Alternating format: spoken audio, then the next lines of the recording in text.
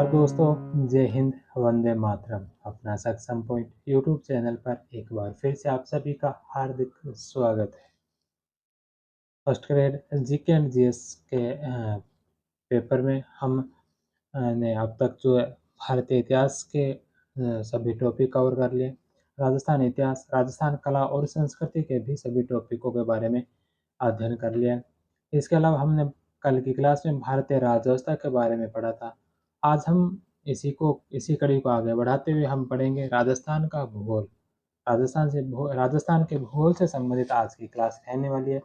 राजस्थान के भूगोल में टोटल 11 चैप्टर है जो फर्स्ट ग्रेड के फर्स्ट पेपर में दे रखे हैं, जिनको हम सभी 11 चैप्टरों को हम करने वाले हैं। वो 11 चैप्टर कौन कौन से हैं? पहला है कि स्थिति, विस्तार, आकृति, आकार एवं भौतिक विशेषताएं। दूसरा है जलवायु। तीसरा है अपवाह तंत्र। चौथा कृषि। पांचवा पशुधन। छठा चैप्टर है जनसांख्यिकी विशेषताएं। सातवां खनिज संसाधन, ऊर्जा संसाधन, पर्यटन, परिवहन और उद्योग एवं व्यापार। तो इन 11 चैप्टरों से संबंधित राजस्थान के भूगोल के जो सभी टॉपिक है उन्हीं से संबंधित आज की क्लास रहेगी। आज की क्लास में हम शुरुआत के 5 टॉपिक पढ़ेंगे। 5 टॉपिक जो शुरू के 5 टॉपिक, इन 5 टॉपिक को आज की क्लास में, और बाकी बचे जो टॉपिक है उनको हम कल की क्लास में पढ़ के इन 2 ही दिन में राजस्थान के भूगोल को समाप्त करेंगे। तो करते हैं हम आज की क्लास को शुरू। सबसे पहले स्थिति, विस्तार, आकृति, आकार और भौतिक विशेषताओं से संबंधित पहला चैप्टर शुरू करते हैं। पहले चैप्टर का पहला प्रश्न है कि निम्नलिखित कथनों पर विचार कीजिए। निम्नलिखित कथनों पर विचार कीजिए तथा सही उत्तर का चयन नीचे दिए गए कूट से कीजिए। निम्नलिखित कथनों पर विचार कीजिए और सही कथन का चयन करना है। सबसे पहला है कि उड़िया का पठार गुरु शिखर के नीचे स्थित है। उड़िया का पठार गुरु शिखर के नीचे स्थित है, तो पहला ऑप्शन सही है। दूसरा, छप्पन का मैदान बनास बेसिन में। छप्पन का मैदान है जो बनास बेसिन में नहीं, बल्कि छप्पन का मैदान जो है यह माही बेसिन में। छप्पन का मैदान माही बेसिन में, ना कि बनास बेसिन में। तो 2 नंबर ऑप्शन इसका गलत होगा। तीसरा कि गिरवा की पहाड़ियां उदयपुर बेसिन का विशिष्ट भूरूप है। गिरवा की पहाड़ियां उदयपुर बेसिन का विशिष्ट भूरूप है, तो 3 नंबर ऑप्शन भी इसका सही है। चौथा कि मुकंदरा की पहाड़ियां कोटा और बारां जिले के मध्य स्थित है। मुकंदरा की पहाड़ियां कोटा और बारां जिले में नहीं, कोटा में है, झालावाड़ में है, बूंदी में, बारां में जो मुकंदरा की पहाड़ियां नहीं है।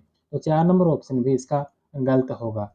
1 और 3 इसके सही है और 2 और 4 गलत है। सही कथन पूछें 1 और 3, 1 नंबर ऑप्शन। नेक्स्ट क्वेश्चन है कि राजस्थान के पूर्व पश्चिम एवं उत्तर दक्षिण विस्तार में अंतर कितने हैं। राजस्थान के पूर्व से पश्चिम और उत्तर से दक्षिण में अंतर कितने हैं? तो उत्तर से दक्षिण 826 और पूर्व से पश्चिम में जो 869 किलोमीटर है, तो इनके मध्य का जो अंतर है वो है 43 किलोमीटर। 3 number option. राजस्थान का उत्तर दक्षिण एवं पूर्व पश्चिम विस्तार क्रमशः 826 किलोमीटर तथा 869 किलोमीटर है। राजस्थान की लंबाई चौड़ाई में 43 किलोमीटर का अंतर है। राजस्थान के उत्तर पश्चिम में दक्षिण पूर्व तक के विकर्ण की लंबाई 850 किलोमीटर है, जबकि राजस्थान के दक्षिण पश्चिम के उत्तर पूर्व तक के विकर्ण की लंबाई 784 किलोमीटर है। नेक्स्ट क्वेश्चन है कि पश्चिमी राजस्थान में कौन से प्रकार के अनुप्रस्थ बालू का स्तूप पाए जाते हैं। पश्चिमी राजस्थान में कौन से प्रकार के अनुप्रस्थ बालू का स्तूप पाए जाते हैं? तो पश्चिमी राजस्थान में जो अनुप्रस्थ बालू का स्तूप पाए जाते हैं वो है बरखान और पलवई प्रकार के। 4 नंबर ऑप्शन। सीप, पवन विमुख रेखे आदि अनुदैर्ध्य तथा बरखान परवलई अनुप्रस्थ बालू का स्तूप है। नेक्स्ट क्वेश्चन है कि राजस्थान के कौन से क्षेत्र में तारा बालू का स्तूप पाए जाते हैं। राजस्थान के कौन से क्षेत्र में तारा बालू का स्तूप पाए जाते हैं? तो यह जैसलमेर के मोहनगढ़ क्षेत्र में और गंगानगर के सूरतगढ़ क्षेत्र में जो तारा बालू का स्तूप पाए जाते हैं। 1 नंबर ऑप्शन। तो तारा बालू का स्तूप हमादा के चारों ओर पाए जाने वाले बालू का स्तूप को तारा बालू का स्तूप कहा जाता है। तारा बालू का स्तूप जैसलमेर के मोहनगढ़, पोखरण क्षेत्र, तथा गंगानगर के सूरतगढ़ में मिलते हैं। नेक्स्ट क्वेश्चन है कि घोड़े की नाल की आकृति वाली रामगढ़ पहाड़ी राजस्थान में कहाँ स्थित है? घोड़े की नाल की आकृति वाली रामगढ़ पहाड़ी राजस्थान में कहाँ पर स्थित है? शाहाबाद उच्च भूमि में। 2 नंबर ऑप्शन। हाड़ौती पठार दक्षिणी पूर्वी राजस्थान के कोटा, बूंदी, बारां, झालावाड़ आदि जिलों में। हाड़ौती पठार के 3 गौण भाग हैं: अर्धचंद्राकार पहाड़ी, बूंदी हिल्स, मुकंदरा हिल्स, कोटा और झालावाड़ में। शाहाबाद उच्चभूमि रामगढ़ कस्बे, बारां के निकट घोड़े की नाल की आकृति हॉर्स शो शेप्ड के गोलाकार विशिष्ट पर्वत श्रेणी है। डंग गंगधर उच्चभूमि जो झालावाड़ में स्थित है। नेक्स्ट क्वेश्चन है कि रामगढ़ की गोलाकार पहाड़ी निम्न में से कौन से प्रदेश में अवस्थित है? रामगढ़ की गोलाकार पहाड़ी कौन से प्रदेश में? हाड़ौती के पठार में। 2 नंबर ऑप्शन। नेक्स्ट क्वेश्चन है कि पर या बार दर्रा कहाँ है? बर या बार दर्रा कहाँ पर स्थित है? तो यह जो दर्रा स्थित है यह अरावली, उत्तरी अरावली में, उत्तरी अरावली के अंदर। 3 नंबर ऑप्शन। ब्यावर जिले पूर्व में अजमेर में मध्य अरावली श्रेणियों के 5 दर्रे स्थित है। बर पाली में भी स्थित है। पखेरिया या परवेरिया शिवपुर घाट देबरी उदयपुर में स्थित है तथा सूरा घाट ब्यावर भीलवाड़ा मार्ग पर स्थित है। नेक्स्ट क्वेश्चन है कि राजस्थान के जिस जिले से अधिकतम जिलों की सीमाएं स्पर्श करती वह है? राजस्थान के जिस जिले से अधिकतम जिलों की सीमाएं स्पर्श करती है वह कौन सा जिला है? तो वह जिला है पाली। 1 नंबर ऑप्शन।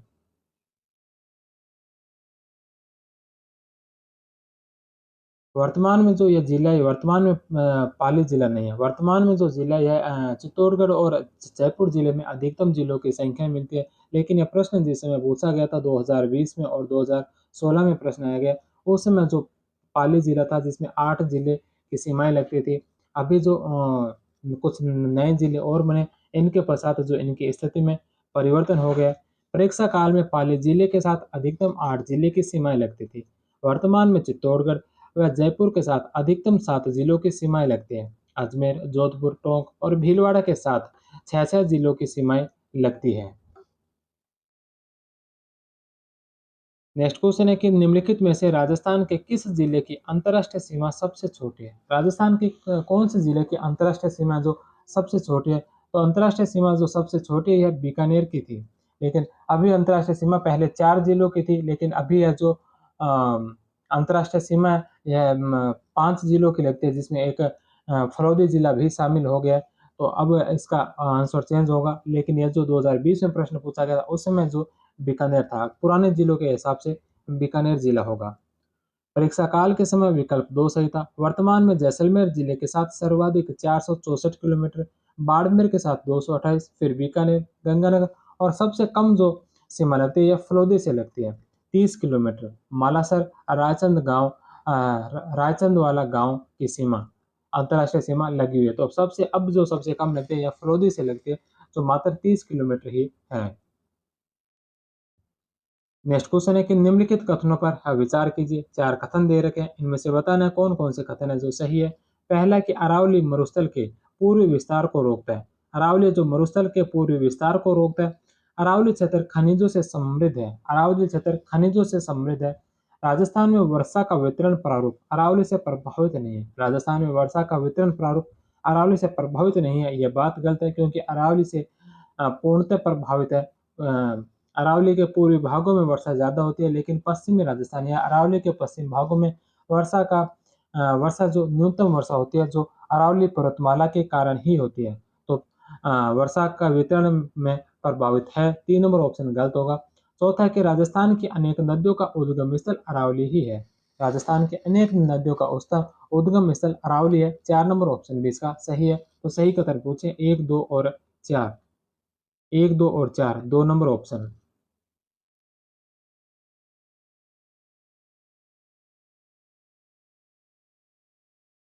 अरावली पर्वत राजस्थान के लिए जीवनदायिनी सरिता यथा बनास, बेड़च, लूनी, खारी, कोठारी, सूकरी, साबरमती आदि की जन्म स्थली है। दक्षिणी पश्चिमी मानसून की दिशा के अनुरूप फैले होने के कारण जलभरी हवाएं इनके समानांतर प्रवाहित होकर हिमालय तक बेरोक टोक चलती चली जाती है। अतः मानसूनी वर्षा नहीं होती है। अरावली में सर्वाधिक धातु खनिज पाए जाते हैं क्योंकि अरावली का निर्माण युग प्री कैम्बियन धारवाड़ क्रम के चट्टानों से हुआ है। नेक्स्ट क्वेश्चन है कि राजस्थान के धरातलीय स्वरूपों के संबंध में निम्नलिखित में से कौन सा कथन गलत है। राजस्थान के धरातलीय स्वरूपों के संबंध में कौन सा कथन है जो गलत है। अरावली विश्व के प्राचीनतम वलित पर्वत श्रेणी है। अरावली विश्व की प्राचीनतम वलित पर्वत श्रेणी है। उत्तर पूर्वी मैदान सिंधु नदी द्वारा निर्मित मैदान का भाग है। उत्तर पूर्वी का वो जो मैदान है यह सिंधु नदी के द्वारा निर्मित नहीं बल्कि है टेथिस सागर के द्वारा निर्मित मैदान है। 2 नंबर ऑप्शन गलत है। तीसरा कि पश्चिमी बालू का मैदान टेथिस सागर के अवशेष का रूप है तो ये सही है। चौथा ऑप्शन है कि दक्षिणी पूर्वी पठार गोंडवाना लैंड दक्षिणी पूर्वी पठार है जो गोंडवाना लैंड तक विस्तारित है तो 4 नंबर ऑप्शन भी सही है। 2 नंबर इसका गलत होगा। उत्तर पूर्वी मैदान को टेथिस सागर का अवशेष माना जाता है। इयोसीन काल व प्लेस्टोसीन युग में इस क्षेत्र में एक विशाल समुद्र टेथिस सागर था। नेक्स्ट क्वेश्चन है कि छप्पन का मैदान है। छप्पन का मैदान कहाँ स्थित है तो छप्पन का मैदान है दक्षिणी राजस्थान में। राजस्थान के दक्षिणी भाग में स्थित प्रतापगढ़ और बांसवाड़ा के बीच के भाग में छप्पन ग्रामों का समूह स्थित होने के कारण इस भूभाग को छप्पन के मैदान के नाम से जाना जाता है। नेक्स्ट क्वेश्चन है कि भारत में राजस्थान की भौगोलिक स्थिति है। भारत में राजस्थान की भौगोलिक स्थिति क्या है तो यह उत्तरी पश्चिमी भाग में अवस्थित है। भारत के उत्तरी पश्चिमी भाग में स्थित है राजस्थान। 1 number option.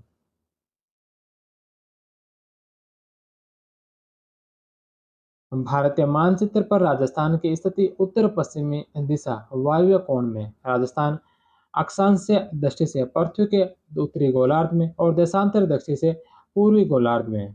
राजस्थान एक भारत का मैप दे रखा है और इसमें राजस्थान है जो उत्तरी पश्चिमी क्षेत्र में स्थित है। नेक्स्ट क्वेश्चन है कि राजस्थान आकार में है। राजस्थान का आकार कौन सा है। राजस्थान का आकाश आकार जो है पतंग आकार या समानांतर असम चतुर्भुजाकार है। 2 नंबर ऑप्शन। राजस्थान की स्थलाकृति विषम कोणीय चतुर्भुज या पतंग के समान है। उल्लेखनीय है कि जयपुर रियासत के British health officer professor T.H. Henley ने राजस्थान की स्थलाकृति के बारे में सर्वप्रथम बताया तथा जयपुर शासक राम सिंह द्वितीय को जयपुर को गेरुआ रंग रंगवाने की सलाह दी थी। नेक्स्ट क्वेश्चन है कि राजस्थान राज्य का कुल क्षेत्रफल है लगभग। राजस्थान राज्य का कुल क्षेत्रफल कितना है 3,42,000 वर्ग किलोमीटर। 3,42,239 वर्ग किलोमीटर तो 3,42,000 वर्ग किलोमीटर लगभग। 2 नंबर ऑप्शन। राजस्थान का क्षेत्रफल की दृष्टि से देश में स्थान प्रथम है। 3,42,239 वर्ग किलोमीटर या 1,32,140 वर्ग मील है। नेक्स्ट क्वेश्चन है कि राजस्थान के कौन से जिले अंतर्राष्ट्रीय सीमा पर दक्षिण से उत्तर की ओर स्थित है।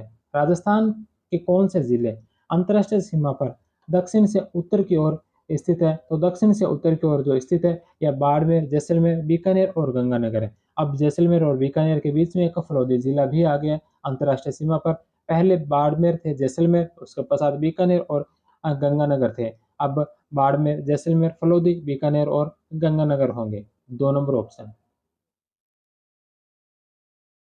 अब परीक्षा काल के समय राजस्थान के 4 जिले अंतर्राष्ट्रीय सीमा पाकिस्तान पर क्रमशः गंगानगर, बीकानेर, जैसलमेर और बाड़मेर उत्तर से दक्षिण की ओर थे। वर्तमान संदर्भ में राजस्थान के 5 जिले अंतर्राष्ट्रीय सीमा पाकिस्तान की जो सीमा लगती है उस पर है, जिसमें क्रमशः गंगानगर, बीकानेर, फलोदी, जैसलमेर, बाड़मेर उत्तर से दक्षिण की ओर स्थित है। गंगानगर व बाड़मेर ऐसे 2 जिले जो अंतर्राष्ट्रीय व अंतर्राज्य दोनों सीमाएं बनाते हैं। अतः केवल अंतर्राष्ट्रीय सीमा बनाने वाले जिलों की संख्या 3 है, बीकानेर, फलोदी और जैसलमेर। नेक्स्ट क्वेश्चन है कि राजस्थान में थार मरुस्थल से प्रभावित क्षेत्रफल, राजस्थान में थार मरुस्थल से प्रभावित क्षेत्रफल व जनसंख्या का प्रतिशत क्रमशः कितना है? राजस्थान में थार मरुस्थल से प्रभावित क्षेत्रफल और जनसंख्या का प्रतिशत कितना है? तो थार मरुस्थल से प्रभावित क्षेत्र है 61% और यहाँ पर जनसंख्या निवास करती है 40%। 2 नंबर ऑप्शन। उत्तरी पश्चिमी मरुस्थलीय प्रदेश निर्माण काल ट्रस्टारी व प्लेस्टिनोसील काल में। विस्तार इसका कुल लंबाई 640 किलोमीटर है, चौड़ाई 300 किलोमीटर है, औसत ऊंचाई 200 से 300 मीटर है समुद्र तल से। इसमें राजस्थान के क्षेत्रफल का लगभग 61.11% लगभग 2,09,000 वर्ग किलोमीटर भाग आता है, जिसमें लगभग 40% जनसंख्या निवास करती है। इस प्रदेश का पश्चिमी भाग थार का रेगिस्तान तथा पूर्वी भाग मारवाड़ कहलाता है। कौन सा युग्म जो इनमें से सही है? एक तरफ राजस्थान की स्थिति दे रखी है और दूसरी तरफ कुछ भौगोलिक क्षेत्र, कुल भौगोलिक क्षेत्र वर्ग किलोमीटर में दे रखे हैं। राजस्थान की स्थिति और सामने जो भौगोलिक क्षेत्र दे रखे हैं वर्ग किलोमीटर में, राजस्थान का भौगोलिक क्षेत्र और राजस्थान की स्थिति, तो इसमें से कौन सा सुमेलित है? राजस्थान की जो स्थिति है 23 डिग्री 3 मिनट से 30 डिग्री 12 मिनट उत्तरी अक्षांश और 69.69 डिग्री 30 मिनट से लेकर 78 डिग्री 17 मिनट पूर्वी देशांतर में स्थिति है, तो ऐसा ही है। और सामने वर्ग किलोमीटर राजस्थान का क्षेत्रफल है जो 3,42,239.74 वर्ग किलोमीटर है, तो 1 नंबर ऑप्शन इसका सही होगा।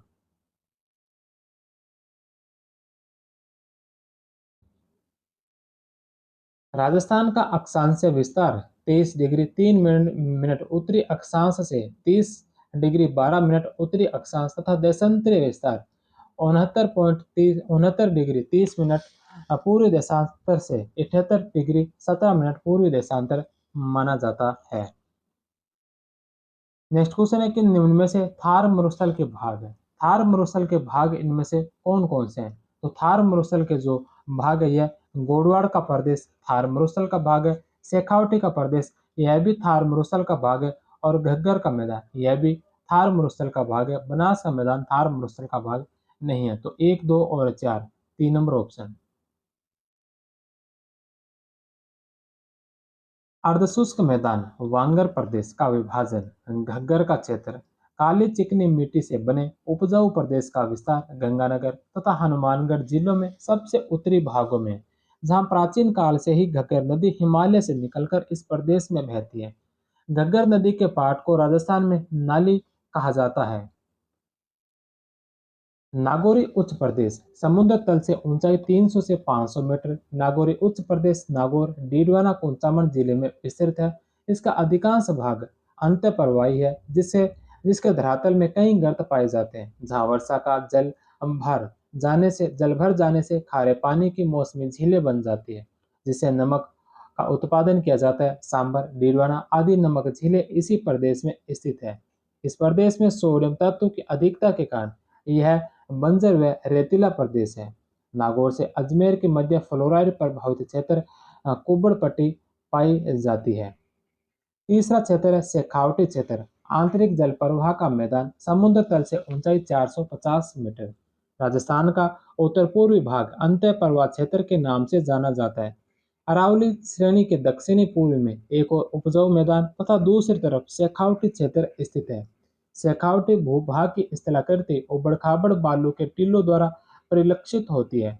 यह संपूर्ण क्षेत्र अंतःप्रवाही है, जो चूरू झुंझुनू सीकर डीडवाना कुचामन का उत्तरी भाग तथा उत्तरी नागौर का कुछ हिस्सों में फैला हुआ है। इस क्षेत्र में अधिकांशतः बरखान बालू के स्तूप पाए जाते हैं। चौथा जो भाग है यह लोनी बेसिन है, जो गोडवाड़ा प्रदेश के नाम से जाना जाता है। पश्चिमी मरुस्थल में इस प्रदेश में लूनी व उसकी सहायक नदियां बहती है। पाली सिरोही जोधपुर व जालौर आदि जिलों में विस्तृत इस क्षेत्र की सभी नदियां अंशकालीन है।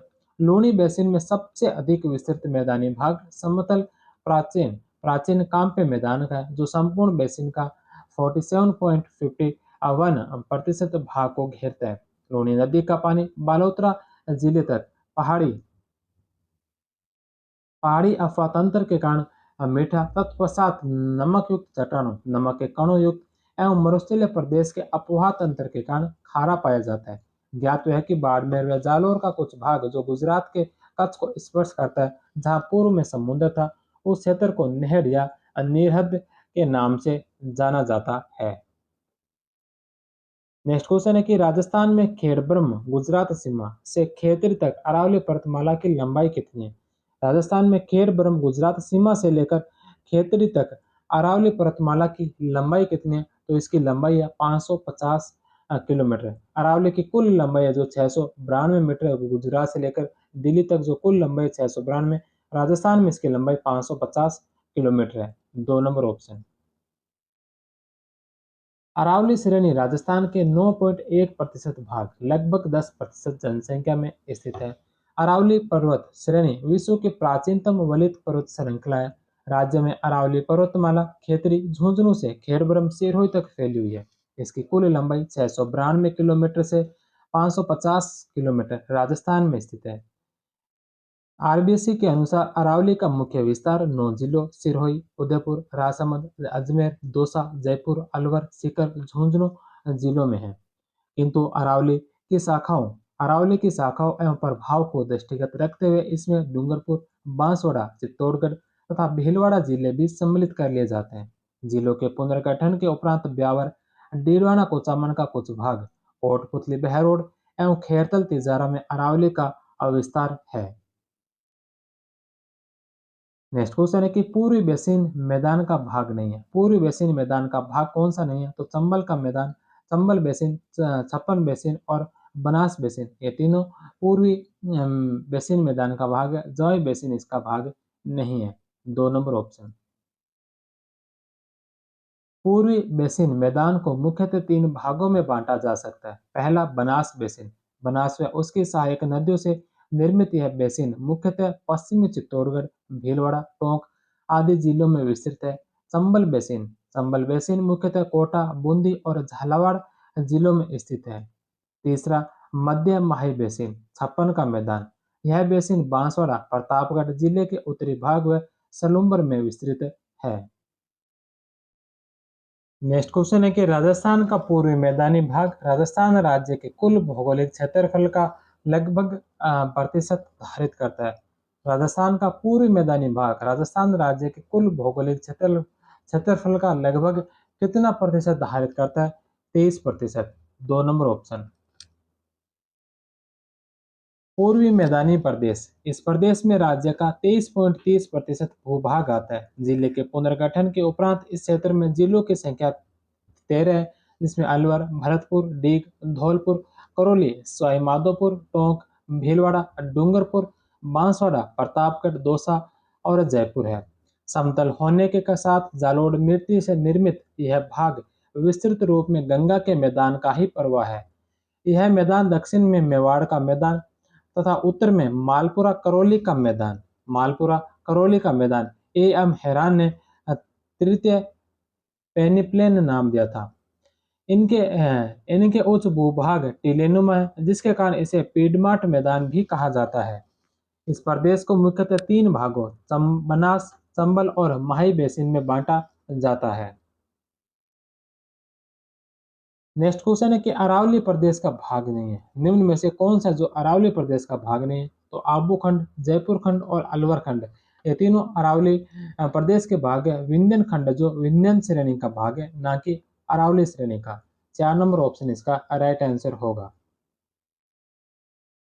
अरावली प्रदेश के 3 लघु भौतिक भाग, जिसमें पहला उत्तरी अरावली क्षेत्र, दूसरा मध्य अरावली और तीसरा जो दक्षिणी अरावली। सबसे पहला उत्तरी अरावली क्षेत्र जो जयपुर से खेतरी झुंझुनू तक, इस पर्वत श्रृंखला में शेखावटी एवं सीकर की तोरावटी पहाड़ियों तथा जयपुर, नाहरगढ़, जयगढ़, मनोहरपुरा और अलवर की पहाड़ियां भानगढ़, सरिस्का, बिलाली, सिरावास में सम्मिलित है। इस प्रदेश के प्रमुख उच्च शिखरों में क्रमशः रघुनाथगढ़ सीकर, खो जयपुर, महराज अलवर और बरवाड़ जयपुर है। दूसरा मध्य अरावली क्षेत्र, मध्य अरावली क्षेत्र अजमेर से राजसमंद तक इसका विस्तार जयपुर से दक्षिण में राजसमंद जिले की देवगढ़ तहसील तक है। इसमें निम्न पहाड़ियां सम्मिलित है। मध्य अरावली क्षेत्र मेरवाड़ा पहाड़ियां मुख्य रूप से अजमेर जिले में विस्तृत है। शेखावटी निम्न पहाड़ियां सांबर झील में से झुंझुनू में सिंघाना तक। दक्षिणी अरावली क्षेत्र राजसमंद से माउंट आबू सिरहुई तक। दक्षिणी अरावली को दो भागों में बांटा जाता है, जिसमें पहला आबू या आरबुद पर्वत जिसका विस्तार अचलगढ़ सिरोही में, और दूसरा मेवाड़ अरावली विस्तार उदयपुर और राजसमंद में।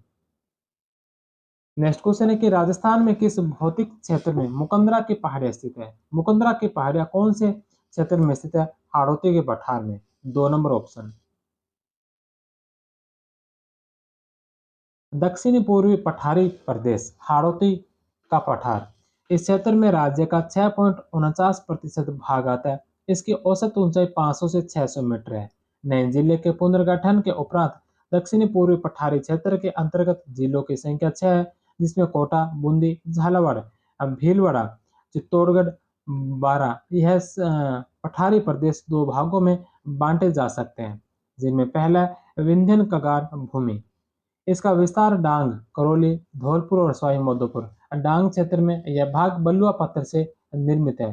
दूसरा दक्कन लावा पठार। इसका विस्तार कोटा, बूंदी, बारा, झालावाड़ जिले में। मालव प्रदेश प्रतापगढ़ और चित्तौड़गढ़। ऊपरमाल जो बिजोलिया, भीलवाड़ा, भैंसरोडगढ़ और चित्तौड़गढ़ का जो क्षेत्र है, इसी क्षेत्र में स्थित है। इस पठारी क्षेत्र में काली उपजाऊ मिट्टी पाई जाती है, जिसका निर्माण ज्वालामुखी चट्टानों, दरारी उद्भेदन से जनित बेसाल्ट लावा से हुआ है। बूंदी एवं सवाई माधोपुर की अराबाला पहाड़ियां व कोटा की मुकंदवाड़ा की पहाड़ियां विंध्यन पर्वत श्रेणियों का विस्तार है, इसी पठारिया भाग में है। नेक्स्ट क्वेश्चन है कि राजस्थान में वृत्त सीमांत भ्रंश फैला है किसके सहारे? राजस्थान में वृत्त सीमांत भ्रंश जो फैला है किसके सहारे फैला है? यह बूंदी और सवाई माधोपुर की पहाड़ियों के सहारे। 1 नंबर ऑप्शन। अरावली एवं विंध्यन पर्वतमाला का मिलन स्थल विशाल या वृहत सीमाभ्रंश कहलाता है। राज्य के दक्षिणी पूर्वी भाग से विशाल सीमाभ्रंश द ग्रेट बाउंड्री फॉल्ट गुजरता है। यह भ्रंश चित्तौड़गढ़ के बेंगू, सतुर, बूंदी, उत्तरी कोटा में स्पष्ट दृष्टिगत होता है तथा पुणे, सवाई माधोपुर और धौलपुर जिले में इसे देखा जा सकता है। अब दूसरा चैप्टर क्लाइमेट जलवायु। जलवायु से संबंधित पहला प्रश्न है कि निम्नलिखित में से कौन से कारक राजस्थान की जलवायु को प्रभावित करते हैं? निम्नलिखित में से कौन से कारक है जो राजस्थान की जलवायु को प्रभावित करते हैं? अक्षांश अवस्थिति, अरब सागर से दूरी और उच्चावच विशेषताएं। अक्षांश अवस्थिति, अरब सागर से दूरी और उच्चावच विशेषताएं, ये तीनों कारक है जो राजस्थान की जलवायु को प्रभावित करते हैं। तो 1, 3 और 4, 3 नंबर ऑप्शन। राजस्थान की जलवायु उपोष्ण जलवायु कहलाती है। राजस्थान का 99% भाग शीतोष्ण उपोष्ण कटिबंध तथा 1% भाग उष्ण कटिबंध कर्क रेखा के कारण डूंगरपुर बांसवाड़ा में आता है। राजस्थान की जलवायु को प्रभावित करने वाले कारक, इसमें तापमान आधारभूत तत्व है। तापमान में अतिशयता 49 डिग्री सेल्सियस व विविधता पाई जाती है। राजस्थान की अक्षांशीय स्थिति, यहाँ यहाँ की जलवायु उष्ण आर्द्र है। महासागरीय भागों से दूरी। राजस्थान कच्छ की खाड़ी से लगभग 225 किलोमीटर, अरब सागर से लगभग 400 किलोमीटर दूर है। अतः समुद्री तट से अधिक दूरी होने के कारण यह प्रदेश सागरीय समप्रभाव से वंचित रह जाता है। समुद्र तल से ऊंचाई। राजस्थान का अधिकांश धरातलीय भाग समुद्र तल से 300 मीटर से भी कम ऊंचा है। अतः इसकी इतनी कम ऊंचाई के कारण राजस्थान में तापमान की एक समान विशेषता पाई जाती है। अरावली पर्वतमाला। अरावली पर्वतमाला के कारण दक्षिणी पूर्व में अधिक आर्द्रता व उत्तर पश्चिम में अधिक शुष्कता विद्यमान है। मरुस्थल। राजस्थान के पश्चिम में थार मरुस्थल स्थित है, जो गर्मियों में अधिक गर्म एवं सर्दियों में अत्यधिक ठंडा हो जाता है।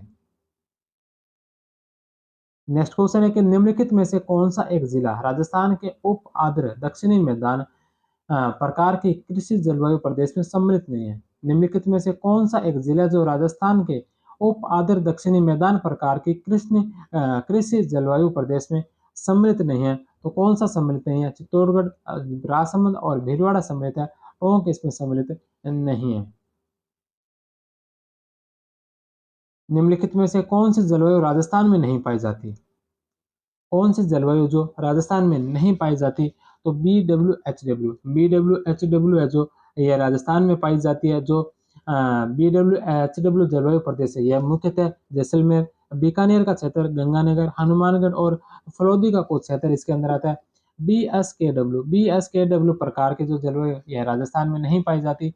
सी डब्ल्यू जी प्रकार के जलवायु है यह राजस्थान के लगभग जो पूर्वी राजस्थान के क्षेत्र है, पूर्व राजस्थान के क्षेत्र में पाई जाती है। और ए डब्ल्यू प्रकार के जो जलवायु है राजस्थान के दक्षिणी भाग में, मुख्यतः हाड़ौती का क्षेत्र क्षेत्र इसके अलावा उदयपुर, डूंगरपुर, सलूम्बर, प्रतापगढ़, बांसवाड़ा का जो क्षेत्र है दक्षिणी राजस्थान के क्षेत्र में ए प्रकार के जलवायु पाई जाती है। तो बी एस के डब्ल्यू यह जलवायु राजस्थान में नहीं पाई जाती। 2 नंबर ऑप्शन। जर्मन निवासी डॉक्टर व्लादिमीर कोपेन ने राजस्थान की जलवायु को 1918 में 4 भागों में बांटा, जिसे 1936 में मान्यता दी गई थी। सबसे पहले नंबर पर है बी उष्ण कटिबंधीय शुष्क, जैसलमेर, बीकानेर, फलोदी, गंगानगर, हनुमानगढ़ और पश्चिमी चूरू जिले का कुछ भाग। प्रतिनिधि नगर बीकानेर है इसका। बी एस प्रकार की जलवायु उष्ण कटिबंधीय अर्धशुष्क या स्टेपी जलवायु। अरावली के पश्चिम का क्षेत्र जिसमें जालोर, बाड़मेर, बालोतरा, जोधपुर, नागौर, डीडवाना, कुचामन, चूरू, सीकर, पाली, उत्तरी अजमेर और झुंझुनू का क्षेत्र आता है। इसका प्रतिनिधि नगर नागौर को माना गया है। सी प्रकार की जलवायु उपोष्ण कटिबंधीय आर्द्र जलवायु। पूर्वी और मध्य राजस्थान का अरावली से पूर्व का भाग, अलवर, भरतपुर, दौसा, करौली, कोटा, बूंदी, सवाई माधोपुर, खेरथल, तिजारा, कोटपुतली, बहरोड, जयपुर, डींग, धौलपुर, ब्यावर, अजमेर, राजसमंद, भीलवाड़ा, टोंक, बूंदी। वनस्पति यहाँ की है जो थोकड़ा वन सर्वाधिक है। सबसे बड़ा जलवायु प्रदेश है ये। इसका प्रतिनिधि नगर टोंक को माना गया है। ए डब्ल्यू प्रकार के जलवायु उष्ण कटिबंधीय आर्द्र जलवायु। डूंगरपुर, बांसवाड़ा, सलूम्बर, बारा, प्रतापगढ़, कोटा, चित्तौड़गढ़, माउंट आबू, सिरोही तथा झालावाड़ सबसे छोटा जलवायु प्रदेश है। यह यहाँ की वनस्पति मुख्यतः स्वाना तुल्य है और इसका प्रतिनिधि नगर बांसवाड़ा है। ओपेन के जलवायु वर्गीकरण को हम मैप के माध्यम से भी देख सकते हैं, जिसमें जो ये पश्चिमी राजस्थान है जिसमें जैसलमेर, फलोदी का कुछ क्षेत्र, बीकानेर, अ, कुछ चोरू का क्षेत्र, इसके अलावा हनुमानगढ़ और गंगानगर जिले। बी एस एच डब्ल्यू जलवायु प्रदेश है जिसमें जालोर, बाड़मेर, बालोतरा, सिरोही, पाली, जोधपुर, फलोदी, नागौर, ब्यावर, डीडवाना, कुचामन, सीकर, झुंझुनू, चूरू और जयपुर का कुछ भाग और अजमेर का भी कुछ भाग। सी जलवायु प्रदेश जो है जिसमें भीलवाड़ा, राजसमंद, चित्तौड़गढ़ का कुछ भाग, बूंदी, कोटा और बारा का कुछ भाग। इसके अलावा सवाई माधोपुर, करौली, धौलपुर, भरतपुर, डीग, अलवर, दौसा, ये सभी जो क्षेत्र है यह सी जलवायु में। और ए जलवायु जिसमें झालावाड़ का क्षेत्र है, कोटा और बारा का कुछ क्षेत्र है और इसके अलावा उदयपुर, सलूम्बर, डूंगरपुर, प्रतापगढ़ और बांसवाड़ा का क्षेत्र इसमें सम्मिलित है।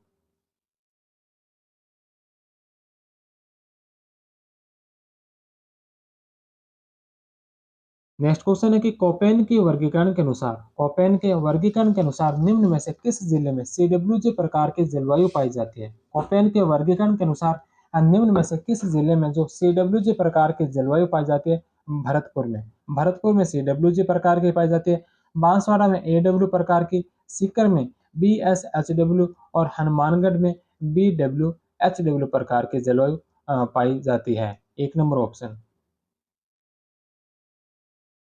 नेक्स्ट क्वेश्चन है कि कोपेन के वर्गीकरण के अनुसार निम्न में से किस जिले में ए प्रकार की जलवायु नहीं पाई जाती? कौन से जिले में ए प्रकार की जलवायु नहीं है?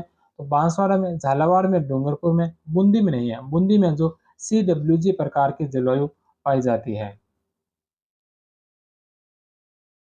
नेक्स्ट क्वेश्चन है कि राजस्थान में धूल भरी आंधियां डस्ट स्टॉर्म चलने के लिए आवश्यक दशा कौन सी है? चलने के लिए आवश्यक दशा कौन सी है? तो यह संवहनीय क्रियाएं। 3 नंबर ऑप्शन। ग्रीष्म ऋतु में चलने वाली गर्म एवं शुष्क हवाओं को लू के नाम से जाना जाता है। मई जून महीनों में सूर्य की प्रखर किरणों से तप्त राज्य के भूभाग के वायुमंडल में कहीं कहीं संवहनिक धाराओं की उत्पत्ति हो जाती है। परिणामतः वायु भंवर उत्पन्न होते हो जाते हैं। लघु क्षेत्र पर इन्हें भगुड़िया कहते हैं। नेक्स्ट क्वेश्चन है कि राजस्थान की कौन सी फसल मावठ से लाभान्वित नहीं होती? राजस्थान की कौन सी फसल है जो मावठ से लाभान्वित नहीं होती? तो कपास। कपास जो मावठ से लाभान्वित नहीं होती, क्या क्योंकि गेहूं चना और सरसों ये फसलें जो दिसंबर जनवरी के आसपास की फसलें हैं, और मावठ जो है यह इसी समय आती है। सर्दियों दिसंबर जनवरी में भूमध्य चक्रवातों पश्चिमी विक्षोभों के कारण उत्तरी व पश्चिमी राजस्थान में वर्षा होती है, जिसे महावट या मावट कहा जाता है। यह वर्षा गंगानगर में गेहूं, जौ, चना, सरसों, किन्नू, माल्टा आदि फसलों के लिए बहुत उत्तम होती है। रबी फसल हेतु इसे गोल्डन ड्रॉप कहा जाता है। उत्तरी भारत के पहाड़ी भागों में बर्फ गिरने एवं ठंडी हवाओं के चलने चलने से उत्तरी राजस्थान में रात्रि में कई बार पाला पड़ जाता है। पाला पड़ना यानी पानी जम जाता है। नेक्स्ट क्वेश्चन है कि राजस्थान में न्यूनतम दैनिक तापांतर कौन से महीनों में पाया जाता है? राजस्थान में न्यूनतम दैनिक तापांतर कौन से महीने में पाया जाता है? तो यह पाया जाता है जुलाई और अगस्त में। जुलाई अगस्त। 3 नंबर ऑप्शन। राजस्थान में ग्रीष्म ऋतु में दैनिक तापांतर अधिक एवं वर्षा ऋतु में दैनिक तापांतर न्यूनतम होता है। नेक्स्ट क्वेश्चन है कि निम्नलिखित में से राजस्थान का कौन सा क्षेत्र मानसून की अरब सागर शाखा से अधिकतम वर्षा प्राप्त करता है? निम्नलिखित में से राजस्थान का कौन सा क्षेत्र है जो मानसून की अरब सागर शाखा से अधिकतम वर्षा प्राप्त करता है? तो दक्षिण एवं दक्षिणी पूर्वी क्षेत्र है। 4 नंबर ऑप्शन। वर्षा ऋतु मध्य जून से सितंबर तक राजस्थान में मानसून वर्षा दक्षिणी पश्चिमी मानसून से होती है। दक्षिणी पश्चिम मानसून की दो शाखाएं राजस्थान में प्रवेश करती है, अरब सागरीय शाखा और बंगाल की खाड़ी की शाखा। इन दोनों शाखाओं में सर्वप्रथम अरब सागरीय मानसून से बांसवाड़ा में वर्षा होती है, इसलिए बांसवाड़ा को मानसून का प्रवेश द्वार कहा जाता है। अरब सागरीय मानसून सर्वप्रथम बांसवाड़ा में प्रवेश कर राजस्थान के दक्षिणी हिस्सों जिसमें डूंगरपुर, बांसवाड़ा, उदयपुर, सलूंबर और सिरोही में वर्षा करता है। अरब सागरीय मानसून से राजस्थान में लगभग 10% वर्षा होती है। दक्षिणी पश्चिमी मानसून की बंगाल की खाड़ी शाखा से आने वाली मानसूनी हवाओं को पूर्वईय या परवई राजस्थान में पूर्व से पश्चिम परवई कहते हैं। दक्षिण पश्चिम से चलने वाली यह जलभरी हवाएं जो हिंद महासागर से आती है, इनके प्रवाह की दिशा दक्षिणी पश्चिम से उत्तर पूर्व की ओर होती है, अतः उनको दक्षिणी पश्चिमी मानसून के नाम से पुकारते हैं। इससे राजस्थान में 90% वर्षा होती है। बंगाल की खाड़ी शाखा का सर्वप्रथम प्रवेश झालावाड़ हाड़ौती पठार से होता है। नेक्स्ट क्वेश्चन है कि राजस्थान में सर्वाधिक वार्षिक वर्षा किस स्थान पर होती है? राजस्थान में सर्वाधिक वार्षिक वर्षा कौन से स्थान पर होती है? माउंट आबू में। 1 नंबर ऑप्शन। सिरोही जिले में स्थित माउंट आबू अधिक वर्षा औसत 150 सेंटीमीटर होने के कारण सर्वाधिक आर्द्रता वाला एवं राजस्थान का न्यूनतम तापांतर वाला स्थान है। वर्षा ऋतु में वर्षा होने वाले दिनों की सर्वाधिक संख्या माउंट आबू में 48 दिन है। इसके पश्चात तीसरा चैप्टर है अपोहा तंत्र। अपोहा तंत्र से संबंधित तीसरा चैप्टर। इसका पहला प्रश्न है कि शाखाएं एवं नदी में सुमेलित नहीं है। शाखाएं और उनके प्रमुख नदियों में कौन सा जो सुमेलित नहीं है? सबसे पहले उजाड़ और आहू। उजाड़ और आहू है जो काली सिंध नदी की शाखाएं हैं। चाप और जाखम है जो माही नदी की शाखाएं हैं। तीसरे नंबर पर है मेज और सांगी जो चंबल नदी की शाखा नहीं है। मेज जो है यह चंबल नदी की है, लेकिन सागी सागी है जो लूनी नदी की सहायक नदी है। तो इसमें 3 नंबर सुमेलित नहीं होगा। मेज तो चंबल की सहायक है, लेकिन सागी है जो लूनी नदी की सहायक है। 3 नंबर ऑप्शन असुमेलित है। चौथा मानसी और खारी, मानसी और खारी है जो बनास नदी की सहायक नदी है। तो इसमें 1, 2 और 4 सही है, 3 नंबर इसका गलत होगा। सहायक नदियां, चंबल की सहायक नदी गुंजाली, आल्या, परवन, बनास, काली सिंध, पार्वती, बामनी, कुराल, मेज एवं छोटी काली सिंध। बनास की सहायक नदियां कोठारी, खारी, बेड़च, गंभीरी, मानसी, ढूंढ और मोरेल। लूनी की सहायक नदियां सोकड़ी, मेटड़ी, बांडी, खारी, जवाई, लीलड़ी, घुया, सांगी एवं जोजड़ी। वहीं माही की जो माही की सहायक नदियां वो है इरू, सोम, अनास, साप, इराव और एरन। साबरमती की सहायक नदियां वाकल, हाथमती, मेसवा, वेत्रक और माजम। काली सिंध की सहायक नदियां परवन, आहू और निमाज। नेक्स्ट क्वेश्चन है कि नदियां और सहायक नदी में कौन सा सुमेलित नहीं है। नदियां और सहायक नदियों में कौन सा सुमेलित नहीं है। लूनी की सहायक नदी पार्वती, पार्वती जो यह जो है ये चंबल नदी की सहायक नदी है। चंबल नदी की सहायक नदी है पार्वती, लूनी नदी की नहीं है। 1 नंबर ऑप्शन ही इसका गलत होगा। दूसरा काली सिंध आहू की, बनास कोठारी और चंबल की सहायक नदी मेज नदी है। तो 2, 3 और 4 सही है और 1 नंबर इसका असुमेलित होगा। नेक्स्ट क्वेश्चन है कि निम्नलिखित में से कौन सी नदी राजस्थान में सबसे बड़ा बेसिन क्षेत्र बनाती है। निम्नलिखित में से कौन सी नदी है जो राजस्थान में सबसे बड़ा बेसिन क्षेत्र बनाती है। लूनी नदी, 2 नंबर ऑप्शन। लूनी नदी बेसिन राजस्थान में उसका क्षेत्रफल और प्रतिशत।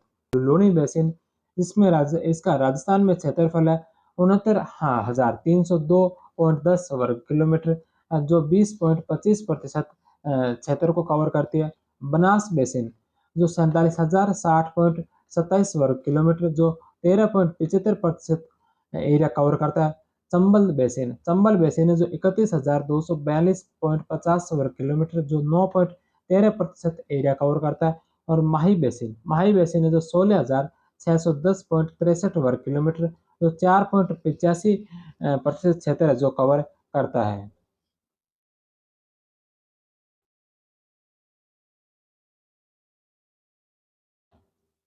नेक्स्ट क्वेश्चन है कि निम्नलिखित में से कौन सी नदियों का उद्गम राजस्थान में नहीं हुआ।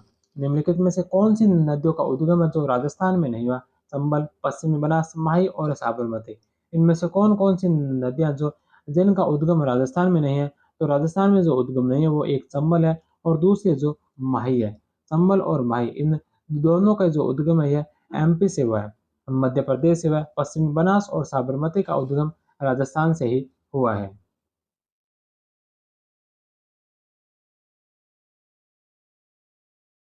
गंभीरी, पार्वती, काली सिंध, परवन, चंबल और माही नदियों का उद्गम स्थल मध्य प्रदेश है। नेक्स्ट क्वेश्चन है कि राजस्थान में नदी प्रवाह कितने रूप में पाया जाता है। राजस्थान में नदी प्रवाह कितने रूप में पाया जाता है। 3 रूपों में, 2 नंबर ऑप्शन। राजस्थान की नदियों को प्रकृति, दिशा एवं प्रवाह प्रणाली के आधार पर 3 भागों में बांटा जाता है। पहला है बंगाल की खाड़ी नदी तंत्र 24% भूभाग को घेरती है। अरावली पर्वत से पूर्वी भाग में बहने वाली बनास, काली सिंध, पार्वती नदियां चंबल में प्रवाहित होकर यमुना नदी में मिल जाती है तथा यमुना नदी गंगा नदी में एवं अंत में गंगा नदी का जल बंगाल की खाड़ी में मिल जाता है। अतः इन नदियों को बंगाल की खाड़ी का अपवाह तंत्र कहते हैं। लंबी दूरी, मंद गति, सर्वाधिक नदियां डेल्टा निर्माण इसकी विशेषताएं हैं। दूसरी अरब सागरीय नदी तंत्र जो 16% नदियां हैं। अरावली पर्वत से पश्चिमी भाग में बहकर अपना जल अरब सागर में ले जाने वाली माही, लूनी, साबरमती, पश्चिमी बनास एवं इनके सहायक नदियों को अरब सागर का अपवातंत्र कहते हैं। कम दूरी, तीव्रगामी गति, ज्वारमुख एस्चुरी का निर्माण इसकी विशेषता है। इसे 2 भागों में बांटा जा सकता है, कच्छ की खाड़ी में गिरने वाली और खंबात की खाड़ी में गिरने वाली। कच्छ की खाड़ी में गिरने वाली है लूनी, पश्चिमी बनास और खंबात की खाड़ी में गिरने वाली है साबरमती और माही।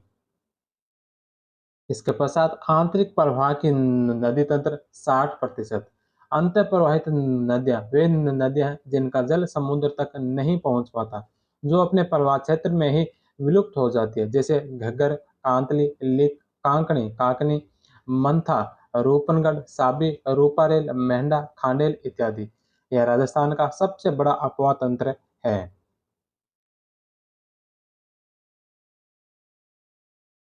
नेक्स्ट क्वेश्चन है कि यदि हम लूनी नदी के किनारे इसके उद्गम से अंत तक यात्रा करते हैं, तो हम इसकी सहायक नदियों को किस क्रम में पाएंगे? लूनी नदी की जो सहायक नदियां हैं, उसको हम किस क्रम में पाएंगे? तो इसमें जो नदियों का सहायक नदियों का जो क्रम है, इसमें सबसे पहले गुहिया नदी आएगी, उसके पश्चात सुकड़ी, सुकड़ी और सुकड़ी के सॉरी गुहिया, गुहिया के पश्चात जो आएगी बांडी, बांडी के पश्चात सुकड़ी और सुकड़ी के पश्चात आएगी जवाई नदी। 4, 2, 3 और 1, 2 नंबर ऑप्शन। लूनी नदी राजस्थान में बहने वाली पश्चिमी राजस्थान की सबसे लंबी अरब सागरीय अपवाह तंत्र की यह नदी अजमेर में आना सागर झील के समीप स्थित नाग पहाड़ी से निकलती है। इसके उद्गम स्थल पर इसको सागरमती या सरगावती कहते हैं। गोविंदगढ़ अजमेर में सरस्वती नामक धारा से मिलने के बाद इसको लूनी नदी के नाम से जाना जाता है। पुष्कर के निकट साकरी सांचौर में रेल या नाडा भी कहते हैं।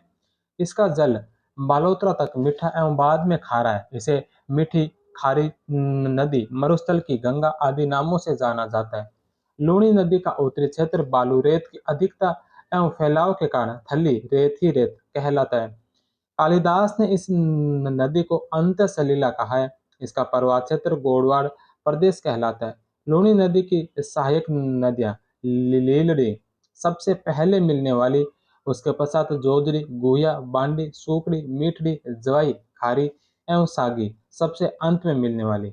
अजमेर, ब्यावर, डेगाना, नागौर, बिलाड़ा, जोधपुर, बालोतरा, बाड़मेर तथा जालोर 7 जिलों में बहती हुई यह नदी कच्छ के रण में गिर जाती है।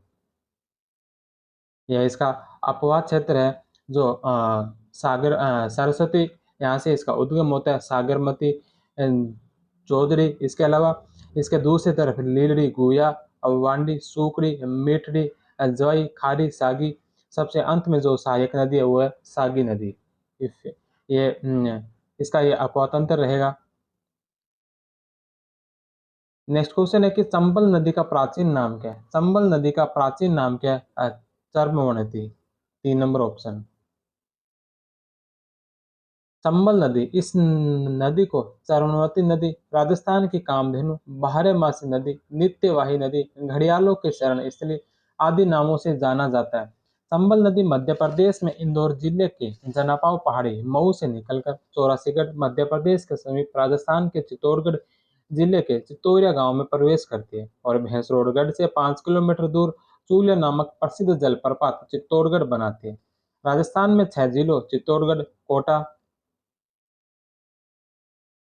चित्तौड़गढ़, कोटा, बूंदी, सवाई माधोपुर, करौली और धौलपुर में बहकर यह नदी उत्तर प्रदेश के मुरादगंज, इटावा के समीप यमुना नदी में मिल जाती है। चंबल नदी एकमात्र नदी है जो अंतर्राज्यीय जल सीमा बनाती है। चंबल नदी उत्खात भूमि के लिए कुख्यात है। विश्व की एकमात्र नदी जिसके 100 किलोमीटर के दायरे में 3 बांध बने हैं और तीनों पर ही जल विद्युत उत्पादन किया जाता है। सर्वाधिक जल की आपूर्ति करने वाली चंबल नदी के द्वारा अवनाली का अपरदन सबसे अधिक सबसे अधिक होता है। इसकी प्रवाह प्रणाली वृक्षाकार है। यह राज्य की भाव क्षेत्र की दृष्टि से सबसे लंबी नदी है। राज्य में सतही जल की मात्रा सर्वाधिक है। केंद्र सरकार के नमामि गंगे प्रोजेक्ट के तीसरे चरण में चंबल नदी को शामिल किया गया। चंबल नदी में कांगेय सोंस, स्तनपायी जीव तथा घड़ियालों की अधिकता है। चंबल की कुल लंबाई 1051 किलोमीटर है, परंतु राजस्थान का भूगोल डॉक्टर हरिमोहन सक्सेना में चंबल की जो लंबाई है यह 965 किलोमीटर बताई गई है। यह चंबल का अपवाद क्षेत्र है जो यहाँ मध्य प्रदेश से निकलकर राजस्थान होते हुए उत्तर प्रदेश में यमुना नदी में जाकर मिलती है। चंबल की सहायक नदियाँ, दाईं ओर से मिलने वाली नदियाँ छोटी काली सिंध, राजस्थान में प्रवेश से पहले सीमा पर चंबल में मिलने वाली। इसके पश्चात आलनिया, आहू, परवन, काली सिंध, पार्वती, सीप, कुन्नू और बाईं तरफ से गुंजाली राजस्थान में प्रवेश के बाद सबसे पहले मिलती है। इसके अलावा बाईं तरफ से मिलने वाली में बामनी, कुराल, मेज, चाकण और बनास नदी प्रमुख है। नेक्स्ट क्वेश्चन है कि नदी जिसका उद्गम मध्य प्रदेश से होता है। नदी जिसका उद्गम मध्य प्रदेश से होता है और जो अपना जल खंबात की खाड़ी में उड़ेलती है। कौन सी नदी है जिसका उद्गम मध्य प्रदेश से होता है और वह जल खंबात की खाड़ी में उड़ेलती है? तो यह माही नदी, 2 नंबर ऑप्शन। माही नदी, माही को आदिवासियों की गंगा, बागड़ की गंगा, काठल की गंगा, दक्षिणी राजस्थान की स्वर्ण रेखा आदि नामों से जाना जाता है। मध्य प्रदेश के धार जिले की अमरोरू पहाड़ी के सरदारपुरा के निकट मिंडा गांव की मेहंद झील से निकलकर राजस्थान में बांसवाड़ा जिले के खांदू गांव के निकट प्रवेश करती है। बांसवाड़ा डूंगरपुर की सीमाओं को अलग करती हुई यह नदी कर्क रेखा को 2 बार पार करती है। माही नदी उल्टे उल्टे यू के आकार में बहती हुई खंबात की खंबात की खाड़ी अरब सागर में गिर जाती है। इस नदी पर बोरखेड़ा गांव बांसवाड़ा में माही बजाज सागर बांध एवं कागदी गांव बांसवाड़ा में कागदी पिकअप बांध बनाया गया है। नेक्स्ट क्वेश्चन है कि बनास नदी जहां से निकलती है वह स्थल कहलाता है। बनास नदी कहां से निकलती है? तो बनास नदी निकलती है भैरों का मठ से, 1 नंबर ऑप्शन।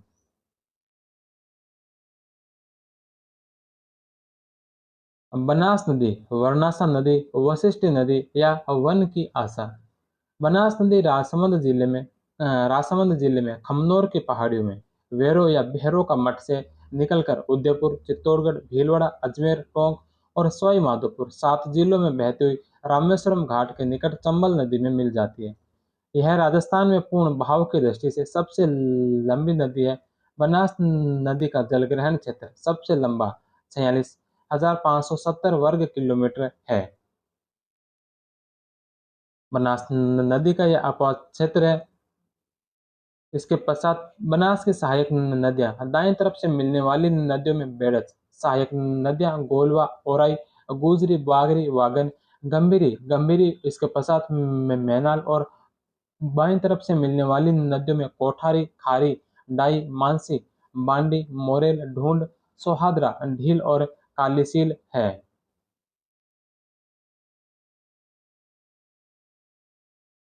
अपतंत्र के पश्चात चौथा चैप्टर एग्रीकल्चर, कृषि।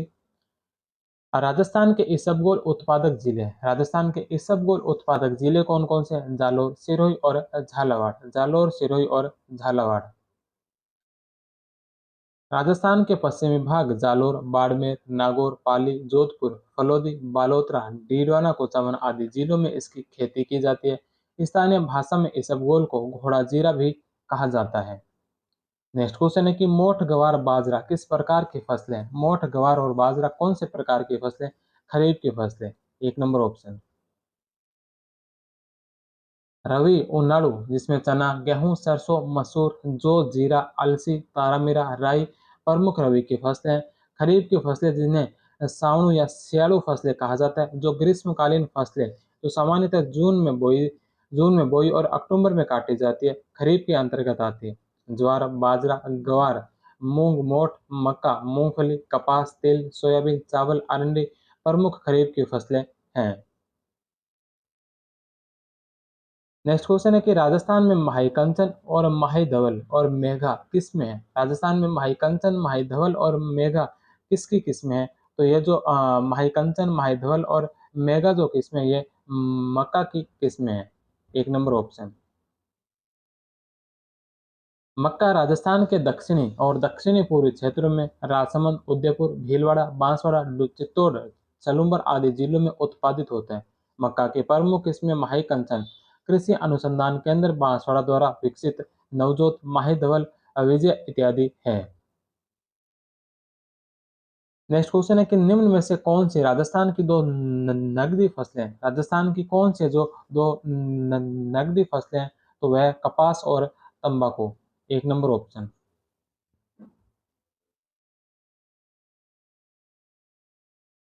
वे फसलें जो स्वयं के उपभोग के लिए काम में नहीं लेकर बाजार में बेचकर लाभ उठाने के उद्देश्य से उगाई जाती है, नगदी फसलें कहलाती है। कपास, तंबाकू, गन्ना व रतनजोत इसी श्रेणी की फसलें हैं। नेक्स्ट है कि राजस्थान में वालरा कृषि का एक प्रकार है। राजस्थान में वालरा कृषि का प्रकार कौन सा है? वालरा कृषि स्थानांतरित कृषि को कहा जाता है। एक नंबर ऑप्शन। ज़ूमिंग कृषि पहाड़ी व वन क्षेत्रों में वन एवं पेड़ पौधों को जलाकर जमीन को साफ करना तथा उस पर 2 या 3 वर्ष खेती करने के पश्चात उसे छोड़कर किसी अन्य स्थान पर इसी तरह कृषि कार्य करना। आदिवासी क्षेत्रों डूंगरपुर, बांसवाड़ा, उदयपुर, सलूम्बर इत्यादि में इस कृषि को वालरा कहते हैं। भीलों द्वारा पहाड़ी ढालों पर की जाने वाली खेती चिमाता तथा मैदानी भागों पर वृक्षों को जलाकर की जाने वाली खेती दाजिया या झोमटी कहलाती है। नेक्स्ट क्वेश्चन है कि राजस्थान में कौन सी खाद्यान्न फसल के उत्पादन में भारत में प्रथम स्थान है? राजस्थान में कौन सी खाद्यान्न फसल के उत्पादन में भारत में प्रथम स्थान है? कौन सी फसल है जिसमें भारत में प्रथम स्थान है? तो बाजरा। 4 नंबर ऑप्शन। राजस्थान में बाजरे का देश में सबसे बड़ा उत्पादक 1/5 कृषि क्षेत्र है। राजस्थान का सर्वाधिक बाजरा उत्पादक जिला अलवर है। नेक्स्ट क्वेश्चन है कि राजस्थान में अमेरिकन कपास का उत्पादन किस जिले में होता है? राजस्थान में अमेरिकन कपास का उत्पादन कौन से जिले में? गंगानगर में। राजस्थान में तीन प्रकार की कपास बोई जाती है। देसी कपास जो उदयपुर, सलूम्बर, चित्तौड़गढ़, झालावाड़ और बांसवाड़ा क्षेत्रों में, अमेरिकी कपास जो बीकानेर, दरमा, गंगानगरी, अगेती जो गंगानगर, हनुमानगढ़, बांसवाड़ा में उगाई जाती है। मालवी कपास जो कोटा, बूंदी, टोंक, बांसवाड़ा और झालावाड़ इत्यादि में उगाई जाती है। नेक्स्ट क्वेश्चन है कि आईसीएआर द्वारा राजस्थान कितने कृषि जलवायु प्रदेश में विभाजित किया गया है? आईसीएआर द्वारा राजस्थान कितने कृषि जलवायु प्रदेशों में विभाजित किया गया है? तो यह किया गया है 10 कृषि जलवायु प्रदेशों के अंदर। 2 नंबर ऑप्शन। भारत के 15 कृषि जलवायु प्रदेशों को 2 कृषि जलवायु प्रदेश अरावली, मालवी पठारी प्रदेश 8वां व पश्चिमी राजस्थानी प्रदेश 14वां राज्य राजस्थान के अंतर्गत आते हैं। कृषि विभाग द्वारा कृषि पद्धति, जल की उपलब्धता, फसल प्रारूप, कृषि विकास के आधार पर राजस्थान को सस्य या कृषि जलवायु प्रदेश एग्रो क्लाइमेट जोन से 10 प्रखंडों में बांटा गया है। नेक्स्ट क्वेश्चन है कि ये सस्य और किस्में सुमेलित कीजिए। एक तरफ फसलें दे रखी है और सामने उनकी किस्में दे रखी है, उनसे सुमेलित करना है। सबसे पहले नंबर पर मक्का, चावल, सरसों और चना। सामने किस्में हैं दोहद, येला, माही धवल, वरदान और डागर। तो ये किस्में किस किस की है? सबसे पहले नंबर पर मक्का, मक्का की किस्में माही धवल। दूसरे नंबर पर चावल, चावल की किस्में डागर। तीसरे नंबर पर सरसों, सरसों की किस्में वरदान। और चौथे नंबर पर चना, चना की किस्में दोहद-येला। मक्का की माही धवल, चावल की डागर, सरसों की वरदान और चना की दोहद-येला। 2, 4, 3 और 1। 2 नंबर ऑप्शन। चावल चावल की किस्में माही सुगंधा, बासमती, कावेरी, चंबल और परमल। राई व सरसों की किस्में पूसा कल्याणी, वरुणा और दुर्गामणि। चना की किस्में पूसा 2085, काबुली और दोहद येलो।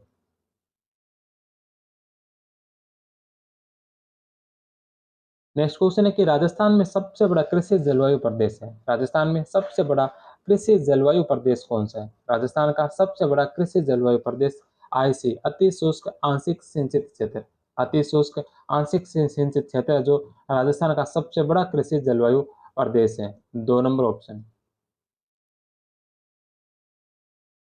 नेक्स्ट क्वेश्चन है कि राजस्थान में क्षेत्रफल की दृष्टि से सबसे छोटा कृषि जलवायु खंड है। राजस्थान में क्षेत्रफल की दृष्टि से सबसे छोटा कृषि जलवायु खंड कौन सा है? राजस्थान में क्षेत्रफल की दृष्टि से सबसे छोटा कृषि जलवायु खंड कौन सा है? तो यह आर्द्र दक्षिणी मैदान। 1 नंबर ऑप्शन। इसके पश्चात अब 500 चैप्टर है पशुधन से संबंधित। पशुधन। पहला प्रश्न है कि नस्ल पशुधन में गलत युग्म का चयन कीजिए। पशुओं के नाम दे रखे हैं, उनकी नस्लें दे रखी है, तो इनमें से कौन सा है जो सम्मिलित नहीं है? मगरा, मगरा जो भेड़ की नस्ल है, सही है। शेखावटी बकरी की नस्ल है। गिर गाय की नस्ल है। सुरती, सुरती जो ऊँट की नहीं बल्कि सुरती जो भैंस की नस्ल है। सुरती भैंस की नस्ल है, ना कि ऊँट की। तो 3 नंबर ऑप्शन इसका सम्मिलित होगा। भैंसों की नस्लें मुरहा, खुंडी या खुंडी, ये सर्वश्रेष्ठ नस्ल है। इसके अलावा भदावरी जो सर्वाधिक मात्रा में इसमें वसा, भूरा, जर्मना, नागपुरी, सूरती, पंडरपुरी, राबी और मेहसाना जो भैंसों की प्रमुख नस्लें हैं।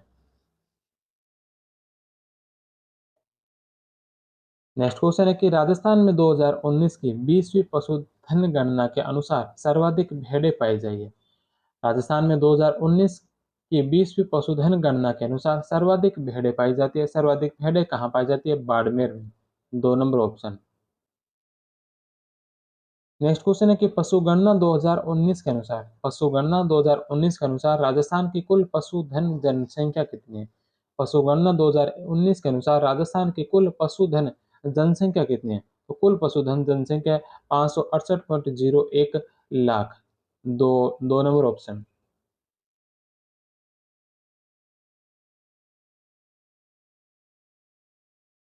सम्मिलित करना है। एक तरफ कुछ पशुओं की नस्लों के नाम दे रखे हैं और सामने क्षेत्र दे रखे हैं, कौन से क्षेत्र में ये फसलें जो सॉरी नस्लें हैं जो अ, पाई जाती है। सबसे पहले नंबर पर है राठी।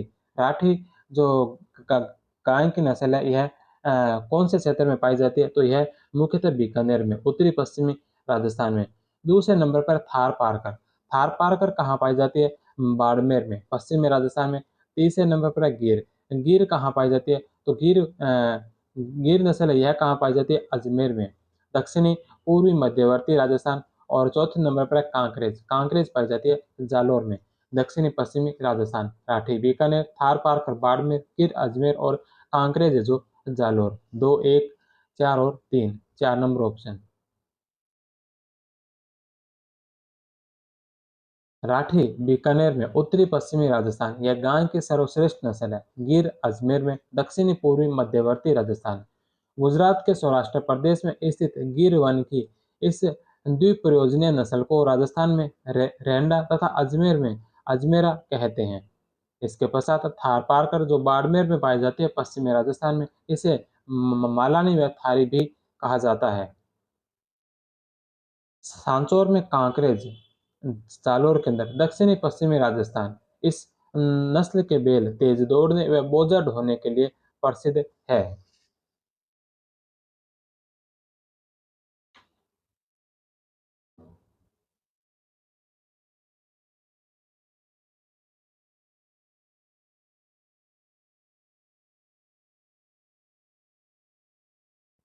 20वीं पशुधन गणना की रिपोर्ट एक दृष्टि में 2019 में इनकी संख्या दिखा रखी है। जो संख्या लाख में बढ़ी या घटी, कितनी बढ़ी या कितनी घटी?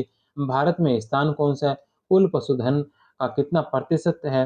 राज्य में सर्वाधिक कहाँ पर पाई जाती है और राज्य में सबसे कम कहाँ पाई जाती है? तो सबसे पहले गोवंश। गोवंश की जो संख्या थी 20वीं पशुधन गणना 2019 में 139.12 लाख थी, जो 4.41 लाख बढ़ी है। अब भारत में इसका छठा स्थान है।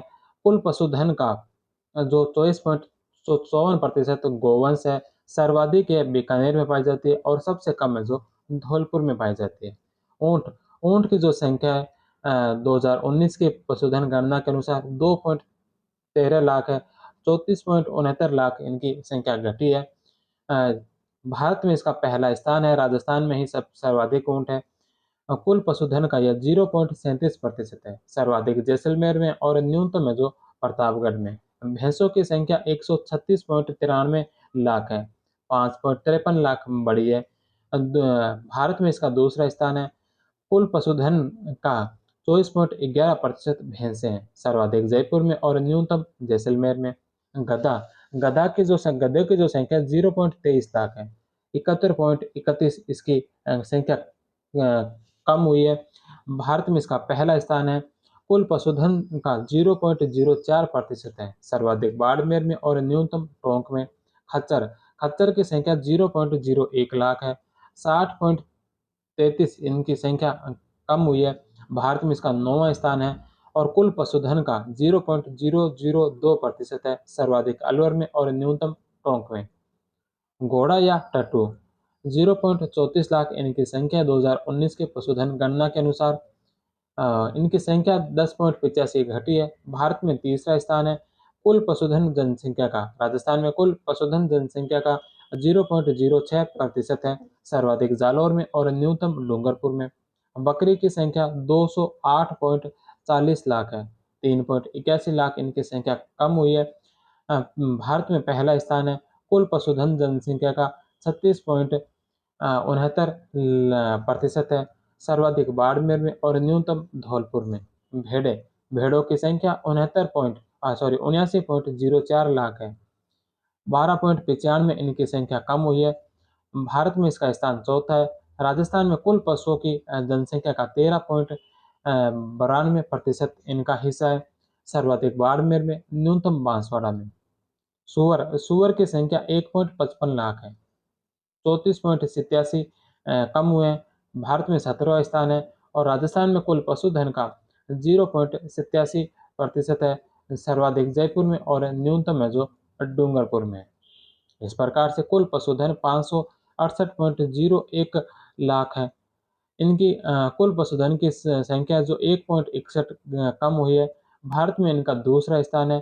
कुल पशुधन ये 100% आगे, क्योंकि सारे इसमें आगे। सर्वाधिक बाड़मेर और जोधपुर में सर्वाधिक पशुधन पाए जाते हैं और सबसे कम पाए जाते हैं धौलपुर के अंदर। भारत की 20वीं पशु गणना रिपोर्ट के अनुसार कुल पशुधन में 1.61, अंतिम रिपोर्ट में 1.66 की परसेंट की कमी आई है। वर्तमान में प्रदेश में प्रति हजार जनसंख्या पर पशुओं की संख्या 828, पशु घनत्व 166 प्रति वर्ग किलोमीटर है। 20वीं पशु गणना रिपोर्ट 2019 के अनुसार देश के कुल पशुधन का 10.58% पशुधन राजस्थान में उपलब्ध है। 20वीं पशु गणना 2019 के आंकड़ों के अनुसार पशु संसाधन की दृष्टि से राजस्थान का देश में उत्तर प्रदेश के बाद दूसरा स्थान है।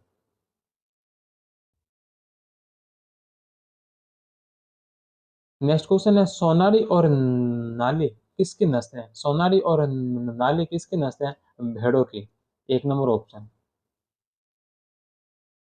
भेड़ों की प्रमुख नस्लें चोकला, यह नस्ल चूरू, सीकर, झुंझुनू, जयपुर आदि जिलों में बहुतायत में पाई जाती है। इसे छापर या शेखावटी भी कहते हैं। इस नस्ल की ऊन उत्तम होने के कारण इसे भारतीय मेरिनो कहा जाता है। जैसलमेरी नस्ल, यह नस्ल जैसलमेर, फलोदी का दक्षिणी तथा जोधपुर का पश्चिमी भाग में पाई जाती है। इस नस्ल की भेड़ें सर्वाधिक ऊन 4 किला प्रति वर्ष प्रति भेड़ उत्पादन करती है। इस नस्ल की ऊन गलीचे के लिए उपयुक्त है। मारवाड़ी नस्ल यह नस्ल जैसलमेर, जोधपुर, फलोदी, नागौर, डीडवाना, कुचामन, झुंझुनू, सीकर, जालौर आदि जिलों में पाई जाती है। इस नस्ल की भेड़ें लंबी दूरी तय करने व अधिक समय तक निरोगी रहने के लिए प्रसिद्ध है। नाली नस्ल मुख्य रूप से गंगानगर, बीकानेर, जैसलमेर व चूरू जिलों में पाई जाती है। इस नस्ल की ऊन लंबे रेशे वाली तथा कालीन बनाने योग्य होती है। पूगल नस्ल बीकानेर जिले के पूगल नामक स्थान पर उत्पन्न हुई यह नस्ल मुख्यतः बीकानेर व जैसलमेर जिलों में पाई जाती है। इसकी ऊन गलीचे के लिए उपयुक्त है। मगरा नस्ल यह जो बीकानेर, गंगानगर, जैसलमेर, नागौर आदि जिलों में पाई जाती है। इस नस्ल की ऊन सर्वाधिक लंबी होती है, जो कालीन बनाने के लिए उपयुक्त मानी जाती है। इसे बीकानेरी चोकला व चक्री भी कहते हैं। सोनारी चनोथर जो उदयपुर, डूंगरपुर, चित्तौड़गढ़, भीलवाड़ा, कोटा, झालावाड़ आदि जिलों में पाई जाने वाली इस नस्ल की भेड़ों की मुख्य विशेषता लंबे कान व लंबी पूंछ है। मालपुरी मालपुरी ये देसी नस्ल नाम से प्रसिद्ध यह नस्ल मुख्यतः टोंक, जयपुर, अजमेर, ब्यावर, सवाई माधोपुर जिलों में पाई जाती है। खेरी खेरी यह नस्ल सर्वाधिक जोधपुर, नागौर, डीडवाना, कुचामा और पाली में पाई जाती है। यह सफेद ऊन के लिए प्रसिद्ध है। बागड़ी मुख्यतः अलवर, खेरथल, तिजारा जिले में पाई जाने वाली इस नस्ल की भेड़ें लगभग 75% काले मुंह व सफेद मुंह वाली होती है। इस नस्ल से प्राप्त ऊन का रेशा बहुत छोटा होता है। नेक्स्ट क्वेश्चन है कि कौन सी बकरी की नस्ल है, कौन सी जो बकरी की नस्ल है सिरोही, सिरोही है जो बकरी की नस्ल है। 2 नंबर ऑप्शन। बकरियों की प्रमुख नस्ल जबराना सर्वाधिक दूध, जमुनापरी, बर्बरी सर्वाधिक सुंदर एवं सर्वाधिक प्रजनन क्षमता, मारवाड़ी सबसे पुरानी, शेखावटी बिना सींग वाली, सिरोही झरवाड़ी लोही मांस हेतु प्रसिद्ध है। ज्ञात है कि वरुण पर्वतसर डीडवाना कुचामन जिला गांव की बकरी विशेष प्रसिद्ध है। नेक्स्ट क्वेश्चन है कि राजस्थान में ऊंट की कौन सी नस्ल तेज दौड़ने में सर्वश्रेष्ठ मानी जाती है। राजस्थान में ऊंट की कौन सी नस्ल है जो तेज दौड़ने में सर्वश्रेष्ठ मानी जाती है। जैसलमेरी नस्ल। 3 नंबर ऑप्शन। जैसलमेर के नाचना का ऊंट सर्वश्रेष्ठ ऊंट माना जाता है। यह ऊंट की सबसे अच्छी नस्ल है जो कि तेज दौड़ने के लिए विश्व प्रसिद्ध है। ऊंट की अन्य नस्लें गुरहा, काची, गोमट सवारी हेतु कच्ची, ओसपाल और अलवरी है। नेक्स्ट क्वेश्चन है कि भारत में दुग्ध उत्पादन की दृष्टि से राजस्थान का कौन सा स्थान है। भारत में दुग्ध उत्पादन की दृष्टि से राजस्थान का कौन सा स्थान है। दूसरा स्थान। 1 नंबर ऑप्शन। भारत में दुग्ध उत्पादन की दृष्टि से राजस्थान का द्वितीय 14.44% स्थान है तथा मांस उत्पादन में 12वां, अंडा उत्पादन में 13वां स्थान है। नेक्स्ट क्वेश्चन है कि भारत में राजस्थान जिसके उत्पादन में प्रथम स्थान पर है। भारत में राजस्थान जिसके उत्पादन में प्रथम स्थान पर है। ऊन के।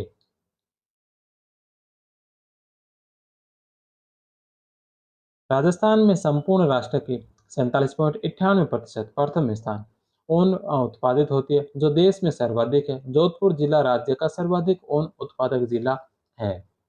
नेक्स्ट क्वेश्चन है कड़कनाथ एक किस्म है। कड़कनाथ किस्म है या किसकी किस्म है। यह मुर्गे की किस्म है। 4 नंबर ऑप्शन। मुर्गे की नस्लें बरसा, टैनी, आसिल, कड़कनाथ। ज्ञात है कि कुक्कुट विकास हेतु कड़कनाथ योजना बांसवाड़ा जिले में संचालित है।